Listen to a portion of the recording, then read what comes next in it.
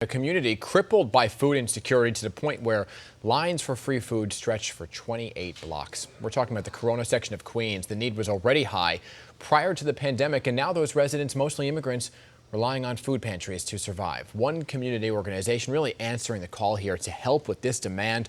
We are joined by the founder and executive director of La Jornada Food Pantry, which serves about 10,000 people every week, Pedro Rodriguez. So good morning to you, Mr. Rodriguez. How you doing?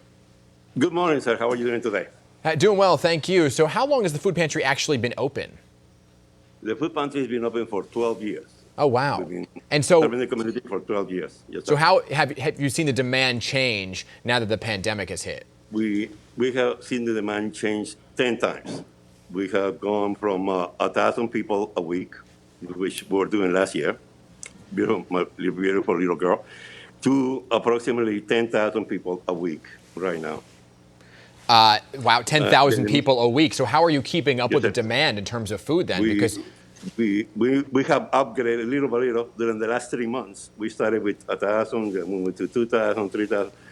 So right now we're going to 10,000. And thanks to an incredible amount of volunteers, an incredible amount of people who supply our food, an incredible amount of people here in our community in Nasha.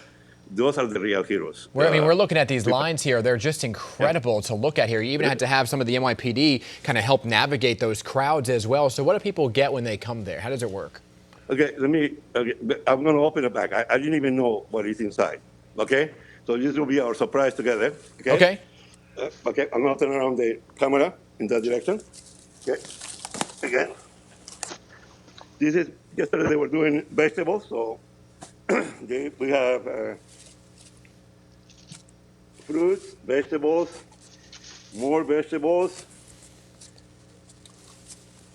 fruit, So, and potatoes, and this is what a person will receive today from us. I see. I mean, that's great. I mean, it's all fresh ingredients, keeping people safe and healthy. Yes. So who is eligible to receive this food? Everybody. Everybody. We don't ask for any IDs. We don't ask for any kind of information. The only information we would like to have is a telephone number, so we will be able to communicate with that person in the future in case we move, change the hours or something like that.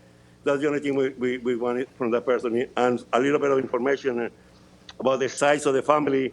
So in the future, when we have enough things happening, we will be able to give them enough food for the family.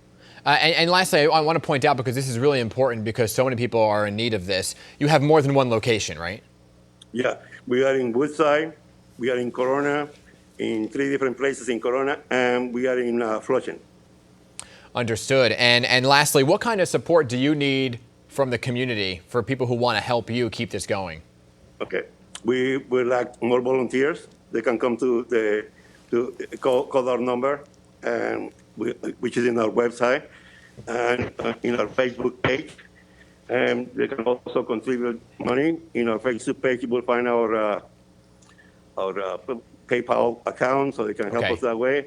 But mostly more important we need is the government to help us with the collection of garbage and things like that, which is we didn't think before that was important, but now it's becoming more and more important. When you feed 10,000 people, you create a lot of Well, yeah. 10,000 people is incredible. So the sanitation department is one of our heroes. Naja here, the people here, and is one of our heroes because they are great help. You don't know. I mean, when you feed 1,000 people, you do a little bit of garbage. 10,000 people. I mean, that's incredible. 10,000. And people are looking at you saying you're the hero, sir. Mr. Rodriguez, thank you. No. I know you. You're very humble. Thank you for what you're doing for the community. Really, really, you are a lifeline for so many people.